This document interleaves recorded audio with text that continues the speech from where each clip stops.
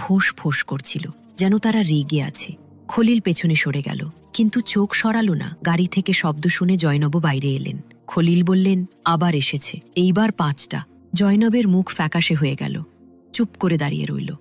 ঠিক তখন 2 প্রতিবেশী যুবক নৌমান ও জাহিদ ওদিক দিয়ে যাচ্ছিল। তারা খলিল ও জয়নবকে উদ্বিগ্ন দেখে থামল। জাহিদ জিজ্ঞেস করল, কি হয়েছে চাচা? খলিল ইঙ্গিত করলেন, ভিতরে দেখো। 2 যুবক চমকে উঠল এবং বলল, এটা তো সিরিয়াস সমস্যা মনে হচ্ছে। নৌমান একটি মোটা বাঁশ এবং জাহিদ একটি লাঠি নিল। তারা সতর্কভাবে লাঠি দিয়ে সাপগুলোকে গাড়ি থেকে বের করল।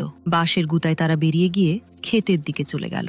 খলিল ঘামে ভিজে গেলেন, ধপাস করে মাটিতে বসে পড়লেন। নৌমান বলল, এটা এখন সাধারণ ব্যাপার নয়। কাল 1টা, আজ 5টা।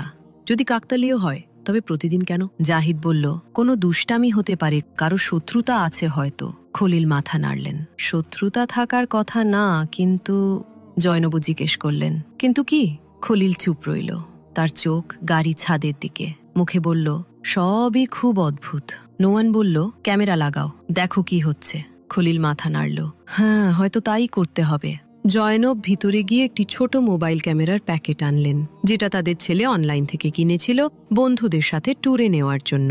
সেই সন্ধ্যায় খলিল গ্যারেজের সামনে লাগানো বাতি খুলে সেখানে ক্যামেরা বসালেন। ছাদের উচ্চতা থেকে ক্যামেরা পুরো গ্যারেজকে কাভার করছিল। রাত হলো, কিন্তু রাতে ঘুম হলো না। খলিল বিছানায় শুয়ে থাকলেও তার মনে হচ্ছিল চারপাশে শুধু সাপ আর সাপ, ছোট বড় মাঝারি। জয়নব তার দিকে ফিরে হাত ধরে বললেন, ভয় পেও না, কাল দেখা যাবে। রাত কেটে গেল, কিন্তু সূর্য উঠতেই খলিলের অস্থিরতা বেড়ে গেল। মনে অশান্তি শুরু হলো।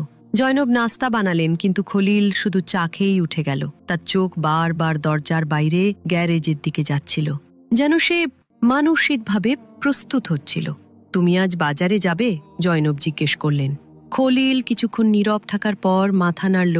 আল্লাহর নাম নিয়ে সে গ্যারেজের দরজা খুলতেই তার হাত কাঁপতে লাগলো। সে বিসমিল্লাহ বলল, তারপর গাড়ির দরজা খুলল।